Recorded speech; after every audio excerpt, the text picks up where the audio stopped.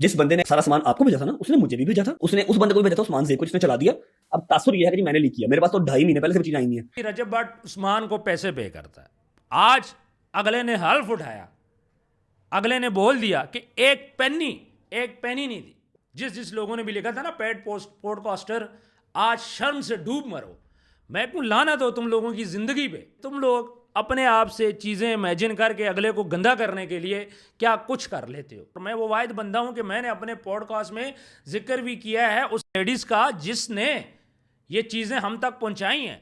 उसके बावजूद मेरे ऊपर क्रिटिसिज्म किया गया। बड़ी कोशिश की हमने, बड़ी मेहनत की। सिर्फ ये कि सोशल मीडिया पे वो मेहनत हमने दिखाई नहीं। हमने बड़ी कोशिश की कि यार ये घर बच जाए। कई दफ़ा मेरे रोड पे आके वो वॉलेट नामी कोई लड़की है, वो चीखी, इंडिया की आई थिंक। मैं तो आप लोगों को रियलिटी बता रहा था, जो रियलिटी आपने 2 माह बाद सुननी है आपने पहले सुन ली। ये पतलू के साथ एक कॉन्ट्रोवर्सी रजब की चल रही है, आपस में लड़ाई चल रही है, बीच में माँ बहनें भी इन्वॉल्व होगी। आई एम डन नाउ, ये अल्फाज रजब भट्ट ने क्यों बोले। थोड़ा सा जाते हैं तकरीबन 2 माह पीछे, जब ये कंट्रोवर्सी स्टार्ट होती है।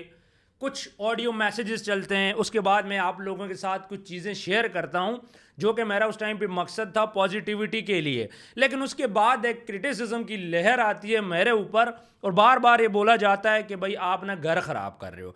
फिर उसके बाद कुछ और मज़ीद इन्फ्लुएंसर बीच में कूद पड़ते हैं, कुछ यूट्यूबर भी कूद पड़ते हैं और यही बोलते हैं कि भाई किसी आलम साहब जो हैं उनकी बात होगी है, इधर बात हो रही है, फलाना हो रही है, ये हो रहा है, वो हो रहा है। सारी फेक चीज़ें थी। मैं वाहिद वो बंदा था जिसने डे 1 से बोला था कि भाई ये घर टूटने वाला है और ये मुझे बचता हुआ नज़र नहीं आ रहा। बट वीडियो बनाने का मकसद क्या है कि मैं आप लोगों को बताना चाहता हूँ कि क्या मैंने कोशिश नहीं की, क्या मैं बहुत जालिम हूँ, क्या किसी का घर टूटने से मुझे खुशी मिलेगी। यहाँ पे आज वीडियो बनाने का मेरा मकसद ये है कि जितनी एफर्ट मैंने की है, मेरा नहीं ख्याल कि किसी और ने भी की है उस सारे मैटर में। लेकिन क्या है, मैं सोशल मीडिया पे नहीं आया, मैंने आप लोगों को बताया नहीं है जो जो मैंने एफर्ट्स की, जो जो मैंने चीज़ें देखी, कैसे सारे मामले को लेके चलना था। मैंने अपना बेस्ट दिया, मैंने अपनी पूरी कोशिश की कि ये मामलात सुलझाव की तरफ चले जाएं।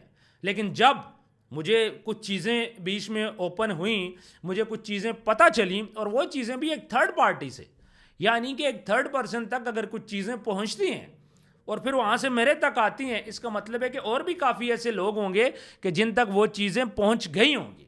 खैर, मैं खामोश हो जाता हूँ 2 माह। मैं इसलिए खामोश रहा, मैंने कहा ठीक है, लोगों को पता चल जाएगा कि ये सारा मामला किस तरफ जा रहा है। रेहान तारिक ने भी कोशिश की, मैं आपको बताता हूँ, उसने भी कोशिश की कि ये किसी तरह इन लोगों के आपस में चीज़ें सेटल डाउन हो जाए। रजब के दोस्तों ने भी कोशिश की, रजब के वालिदैन ने भी कोशिश की, बहुत सारे और ऐसे इन्फ्लुएंसर्स हैं जिन्होंने कोशिश की। लेकिन ये मामला रजब और उसकी बीवी का मामला है, ये किसी थर्ड पार्टी का मामला नहीं है। और आज रजब भट्ट ने इस पॉडकास्ट में खुले अल्फाज में बोल दिया कि आई एम डन नाउ, यानी कि मैं ये रिश्ता मज़ीद नहीं रख रहा। ये बात मैंने आपको 2 माह पहले बोल दी थी। मैंने क्यों बोली थी? चूँकि मैंने हालात, सुनेरियो, मैंने सारी चीज़ें देख ली थी और मुझे पता था कि एंड पे ऐसा ही कोई डिज़ास्टर फैसला आना है। लेकिन क्या हुआ, आप लोगों ने क्रिटिसिज्म स्टार्ट कर दिया। जो लोग झूठ बोलते थे आपने उनकी सुननी स्टार्ट कर दी। यानी कि जो बंदा आपसे झूठ बोले, वो आपको दिलासे दे, वो बंदा ठीक है, और जो बंदा रियलिटी पे बात करे तो वहाँ पे आप लोग बोलोगे ये बंदा गलत है। मैंने तो 2 माह पहले ये बात बोल दी थी, जो कि आज 2 माह बाद सामने आई है। इस दौरान अंदर बहुत सारी ऐसी चीज़ें हैं कि जिसकी बेस पे आप बड़ा इजीली बोल सकते हो ये रिश्ता मज़ीद नहीं चलना। मैं इस वीडियो में कतई ये बात नहीं बोलूँगा कि रजब की गलती है या फिर दूसरी साइड पे उसकी मिसेस की गलती है। वो लड़की हमारी बहन है, ये लड़का हमारा भाई है। किसी के घर तोड़ के हम लोग कभी सुखी नहीं रह सकते, लेकिन चीज़ें बीच में ऐसी हो जाती हैं कि उसके बाद मिलना बड़ा ही मुश्किल हो जाता है।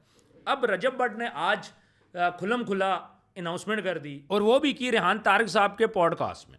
फिर उसके बाद रजब भट्ट ने एक बात खुल्लम खुल्ला ये बात बोली है कि जो चीज़ें मेरे तक पहुंची हैं, जो रेहान तारिक तक पहुंची हैं, जो उस्मान ज़ेब तक पहुंची हैं, जो 4 मज़ीद पॉडकास्टर तक पहुंची हैं, वो किसने पहुंचाई हैं?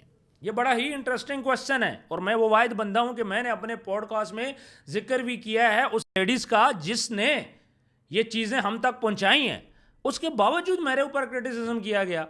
भाई, जब चीज़ें आउट होती हैं तो मसाइल बढ़ते हैं, आपने चीज़ों को रोकना होता है। यकीन माने, इस पॉडकास्ट को देखने के बाद मेरा इतना दिल खफा हुआ, मैं ये चीज़ सुनना नहीं चाहता था। मुझे पता था कि ऐसी कोई चीज़ कभी ना कभी आएगी, लेकिन मैं सुनना नहीं चाहता था। मैं एक वो कहते हैं ना बंदा कि आप जब अपनी आंखें बंद कर लेते हो, मैंने अपनी आंखें बंद कर रखी थी और इस उम्मीद पे था कि शायद अल्लाह करे कोई ना कोई चीज़ बन जाए।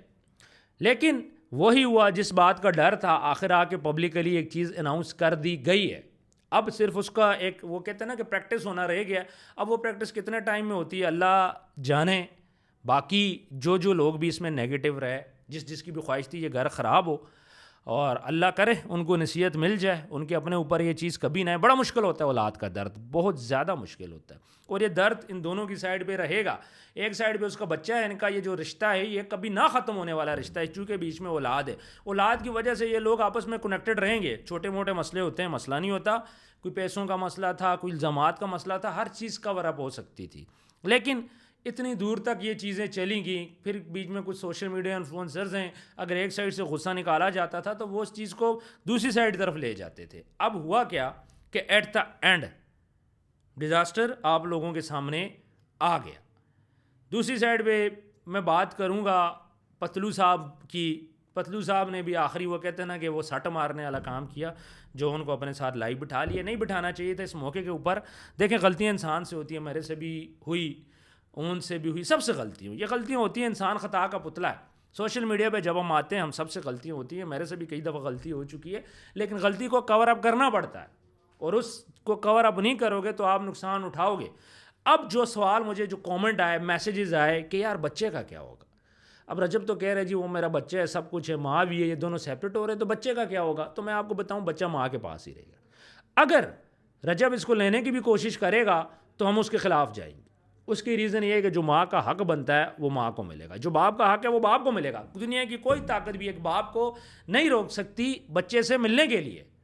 लेकिन अगर वो ये समझते हैं कि माँ से बच्चे ही ले लेंगे, कोई ज़ोर पे ले लेंगे, पैसों पे ले लेंगे, तो ये चीज़ तो डेफिनेटली हम जो चीज़ गलत है उसके ख़िलाफ़ आवाज़ उठाएंगे। बाकी इनके इंटरनल मैटर्स है, ये इसको खुद सॉर्ट आउट करेंगे। बहुत अफसोस हुआ इस वीडियो को देखने के बाद, बड़ा दिल खफा हुआ, क्योंकि 2-2.5 माह पहले भी मैं ये चीज़ प्रेडिक्ट कर चुका था, मुझे नज़र भी आ रही थी। फिर उस दौरान कंट्रोवर्सीज बढ़ती रहीं और करते करते यहाँ तक पहुँच गई। बहुत यकीन माने मेरा आज बहुत दिल खफा हुआ, खून के आंसू रो रहा है। और बड़ी कोशिश की हमने, बड़ी मेहनत की। सिर्फ ये कि सोशल मीडिया पे वो मेहनत हमने दिखाई नहीं, हमने बड़ी कोशिश की कि यार ये घर बच जाए, कोई लड़के के दिल में भी ना थोड़ा रहम आ जाए, लड़की वालों की साइड पर भी रहम आ जाए। नहीं कर पाए, अल्लाह को यही मंजूर था। और मज़ीद अब आगे क्या होता है, क्या ये लोग आपस में प्रैक्टिस करते हैं, मेरा ख्याल है कि ईद के बाद ही ये चीज़ें को करेंगे। लेकिन इतने दिल ख़राब हो चुके हैं कि दोबारा से रिश्ता जोड़ना बहुत ही मुश्किल हो गया। अच्छा, जब लोगों ने गालियाँ देना स्टार्ट की ना, मैं बड़ा ही वो था, मेरी ब्रॉड पे आके बोलते थे, पता नहीं मुख्तलिफ़ किस्म के लोग थे, ओ जी ये कर दो, ओ जी वो कर दो, फलाना कर दो। लेकिन जब मैं उनको रियलिटी बोलता था उनको तकलीफ़ होती थी। कई दफ़ा मेरे ब्रोड पे आके, वो वालेट नामी कोई लड़की है वो चीखी, इंडिया की आई थिंक, सीखें कि हिंदू है मुझे नहीं पता, कई दफ़ा वो चीखी, लोगों ने गुस्से किए, लोगों ने बोला जी आप झूठ बोल रहे हो, क्योंकि दूसरी साइड पे उनको बोला जा रहा था जी आज राब्ता हो रहा है, आज फलाना हो रहा है, ये हो रहा है, कुछ भी नहीं हो रहा था। किसी किस्म की भी 1% इन लोगों के दरमियान कम्युनिकेशन पिछले 2 माह में नहीं हुई। जो लास्ट कम्युनिकेशन थी वो तकरीबन 2.5 माह पहले हो चुकी थी, उसके बाद कोई भी कम्युनिकेशन इनके दरमियान नहीं हुई। सब झूठी बातें, सब दगा था। और आप लोगों ने मेरी ब्रॉड पे आके बातें करना स्टार्ट कर दी, वीडियो के नीचे कमेंट करना नेगेटिव शुरू कर दिए, फिर वीडियोस बनाने लग गए। एक क्रिटिसिज्म पूरी लॉबी मेरे अगेंस्ट चली कि यार ये ना घर ख़राब कर रहा है। और भाई मैं तो आप लोगों को रियलिटी बता रहा था, जो रियलिटी आपने 2 माह बाद सुननी है आपने पहले सुन ली। कोशिश की, क्या मैं कोशिश करते हुए वीडियो बनाता, क्या मैं कोशिश करते हुए व्लॉग बनाता, क्या मैं कोशिश करते हुए पिक्चर्स बनाता। तो आपको क्या लगता है कि हमने अपनी कोशिश नहीं की होगी? जब लोग नीचे कमेंट में कहते थे कि आप अपनी कोशिश करें, हालांकि मुझे 1% चांस भी नहीं था, फिर भी मैंने लोगों के कहने पे अपनी कोशिश की। लेकिन चूंकि कुछ चीज़ें हमने अपने कानों से सुनी हैं, अपने आंखों से देखी हैं, वो चीज़ें हम लोग नहीं बता सकते आप लोगों को, इसलिए फिर मैं खामोश हो गया। मैंने कहा लेट्स सी, जो होता है अब देखी जाएगी। और फिर देख लिया, आज का दिन एक बहुत बुरा रिजल्ट आप लोगों के सामने आ गया। दूसरी साइड पे पतलू के साथ एक कंट्रोवर्सी चल रही है। मैं जो कहते हैं ना कि एंड पे जो सट है ना, सट वो पतलू ने मार दी। पतलू ने उनको साथ बिठा के फिर उसके बाद ये ना उसने ना, जो वो कहते हैं ना कि ताबूत में कील मारना, ये आखिरी कील था जो साबित हुआ क्योंकि आपको पता है कि पतलू के साथ एक कंट्रोवर्सी रजब की चल रही है, आपस में लड़ाई चल रही है, बीच में माँ बहनें भी इन्वॉल्व होगी, काफ़ी कुछ इन्वॉल्व हो गया। उसके बाद एंड पे फिर ओन का उसके साथ बैठना बस ये ताबूत में आखिरी कील थी। यानी कि इसके बाद फिर रजब ने खुलम खुला के बोल दिया भाई कि मेरे दोस्त नहीं बैठ रहे, दुश्मन भी ऐसा ना करे जैसा मेरे अपनों ने साथ किया। तो उसका रिजल्ट फिर आप लोगों ने देख लिया। अब ओन जो है ना वो मेरी तरह ही है, मैं जितना बेवकूफ़ हूँ वो मेरी तरह ही है। हम दोनों को कोई भी बंदा आके बेवकूफ़ बना सकता है, और वो बन गया, आखिर में इस्तेमाल हो गया। और एट द एंड क्रिटिसाइज़ किसी को ना करें, ये एक रिश्ता था जो कि नहीं चलना था। कोशिश की सब ने कोशिश की, ये नहीं कि किसी ने किसको नहीं लिया। अब सोशल मीडिया इन्फ्लुएंसर्स हैं, यूट्यूबर्स हैं, टिकटॉकर्स हैं, दोस्त यार हैं, रजब के फैमिली मेम्बर हैं, एवरीवन ट्राइड, बट रिज़ल्ट जो है वो आप लोगों के सामने है। अच्छा, अब सीन ये है कि ये बातें तो चलें होगी, इसमें हम लोग मज़ीद बात नहीं करेंगे। वो इसलिए हम लोग बात नहीं करेंगे कि नहीं करना बनता, वो किसी की बेटी है। अब जितना हम लोग बात करेंगे, आपको पता है हमारे कल्चर में लड़की के ऊपर ज़्यादा क्रिटिसिज्म जाता है, ठीक है। वो भी किसी की बहन है, हमारी बहन है, वो भी, अल्लाह उसको भी खुश रखे अपनी ज़िंदगी में, लड़के को भी अल्लाह खुश रखे। बच्चा डेफिनेटली माँ के पास रहेगा, और जो बाप है वो मिलने जाएगा, मिलेगा, मतलब इनका ख़त्म नहीं होना ये। और ज़िंदगी के एक मोड़ पे इन दोनों को अफसोस ज़रूर होगा, ये भी मैं आज आप लोगों को बता दूँ। उसकी रीज़न ये है कि बच्चा है, ज़िंदगी के किसी मोड़ पे जब ये बच्चा बड़ा होता है ना, अभी तो छोटा है ना, 1 माह 1.5 माह का, बाप भी उस तरह नहीं मिला, बाप को भी नहीं पता बच्चे का, बच्चे को भी बाप का नहीं पता। लेकिन आफ्टर सम टाइम, जब 3-4 साल बाद जब बच्चा बातें करेगा, तो फिर दोनों को बड़ी तकलीफ़ होगी। ये बात मेरी याद रखिएगा। 3-4 साल का जब बच्चा होता है, वो फिर बाप का भी पूछता है, माँ का भी पूछता है, तो उस टाइम पर इन दोनों को बड़ी तकलीफ़ होगी। ये बात की बातें। अब थोड़ा सा हम लोग आगे बढ़ते हैं। एक पॉडकास्ट का हमने सिलसिला स्टार्ट किया है, ऑडियंस बेस्ड पॉडकास्ट का, और मैं खुलम खुला बोलूँगा, रेहान तारिक साहब ने ये स्टार्ट किया, आइडिया उन्हीं का है, बिल्कुल हमने कॉपी की है, पर मुझे पसंद आया। तो ऑडियंस बेस्ड पॉडकास्ट हमने करना है।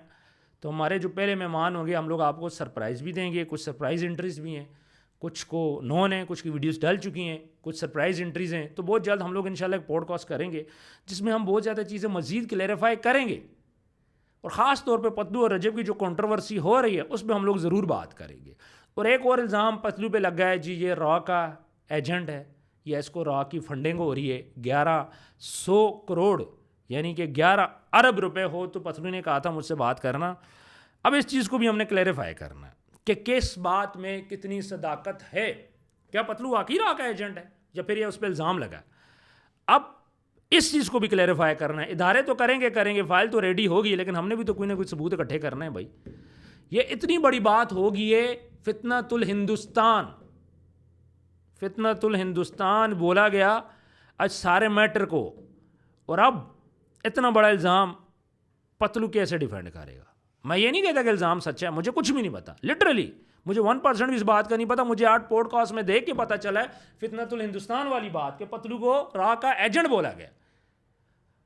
इस पे अब हम लोग अपनी वर्किंग करेंगे, बहुत जल्द इदारों से भी कांटेक्ट करेंगे, इसको क्लैरिफाई करेंगे कि इस बात में कितनी सदाकत है। अगर तो पतलू बेगुनाह है फिर तो ज़्यादती हुई है उसको रॉ का एजेंट बोल के, अगर पतलू बेगुनाह है तो ज़्यादती है रॉ का एजेंट बोल के। लेकिन अगर ये इसमें शामिल है तो फिर उसने पाकिस्तान के साथ बहुत बड़ी ज़्यादती की, ठीक है। कार्डिंग की बात नहीं करूँगा, फ़िशिंग की बात नहीं करूँगा, हैकिंग की बात नहीं करूँगा, ठीक है। इन चीज़ों में टिकटॉक लाइव को बदनाम है भी और किया भी गया, मसला नहीं है। लेकिन जहाँ पाकिस्तान की बात है वहाँ तो हम खामोश नहीं रहेंगे। तो इस चीज़ पे हम लोग जल्द वीडियो में बनाऊँगा, और जल्द इस चीज़ को मैं आपको बताऊंगा कि क्या ये पतलू पे इल्ज़ाम लगा है। विद प्रूफ बात करूंगा, विदाउट प्रूफ बात नहीं करूंगा। मुझे लिटरली नहीं पता, मुझे आज इस बात का पता चला है कि पतलू के ऊपर इतना बड़ा इल्ज़ाम लग चुका है जो कि नहीं लगना चाहिए था। तो अभी मैं कुछ नहीं कहूँगा पतलू के बारे में कि सच है कि झूठ है, लेकिन मैं इंशाल्लाह आज से अभी से मैंने इस पर वर्किंग अपनी स्टार्ट कर दी है। इस वीडियो के बनने के बाद ही मैं कॉन्टैक्ट करूंगा सबसे पहले इदारों के साथ, इन्फॉर्मेशन कलेक्ट करूंगा, रेहान तारिक साहब से भी मैं रब्ता करूंगा, रजब भट्ट साहब से भी मैं रब्ता करूंगा, खलनायक साहब से भी रब्ता करूंगा, मैं सबसे रब्ता करूंगा, बोलूँगा मुझे प्रूफ चाहिए, किस बेस पे उसको ये सारा कुछ बोला गया है और फाइल कहाँ पे पड़ी है। वो फाइल मैं निकालूंगा और उस फाइल का मैं आप लोगों को बताऊंगा कि फ़ाइल कहाँ पे पड़ी है और फाइल के अंदर लिखा हुआ क्या है। आपने मेरे साथ कनेक्टेड रहना है, और जल्द पोस्टमार्टम की एक वीडियो हम लोग बनाएंगे। लेकिन बिलीव करें, सच बोलूँगा, विद प्रूफ बात करूँगा, झूठी बात मैं नहीं बोलूँगा। और आज से मैं लग गया उस फितनतुल ख़वारिज के पीछे कि इसमें कितनी सदाकत है। अगर पतलू बेगुनाह हुआ, सबसे पहले मैं आवाज़ उठाऊँगा, अगर वो बेगुनाह हुआ। लेकिन अगर शामिल हुआ तो फिर भी सबसे पहले पतलू के ख़िलाफ़ आवाज़ मेरी होगी। जायज़ बात करूँगा, नाजायज़ नहीं करूँगा।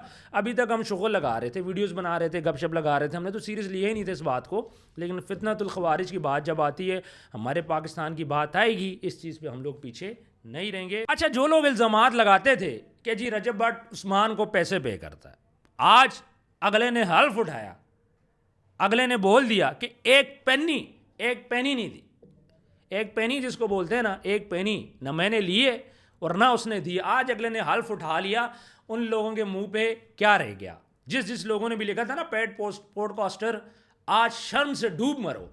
मैं क्यों लानत हो तुम लोगों की ज़िंदगी पे कि तुम लोग अपने आप से चीज़ें इमेजिन करके अगले को गंदा करने के लिए क्या कुछ कर लेते हो। यकीन माने, मैं एक बंदे से, मुझे नहीं पता किस बंदे ने ऐसी वीडियो लगाई है, किस बंदे ने ऐसी वीडियो नहीं लगाई, किसने ज़्यादती की है, किसने ज़्यादती नहीं की। मुझे लिटरली इन बंदों में से किसी का नाम नहीं पता, ना मैं उस नाम की तरफ जाऊंगा। लेकिन रजब भट्ट ने बहुत सारी चीज़ें क्लियर कर दी हैं अपने इस पॉडकास्ट में। मेरा ये ख्याल है कि अब कोई बंदा इसके बारे में बात नहीं करेगा। अगर एक बंदा जब हल्फ उठा लेना, हल्फ, तो फिर उसके बाद बात ख़त्म हो जाती है। बाकी किसी को ज़्यादा तकलीफ है तो बिल्कुल जी मेरे पास आएँ, आगे तकलीफ हम लोग ठंडी कर देंगे। गपशप लगा रहा हूँ, अपना ख्याल रखिएगा। अल्लाह हाफिज़।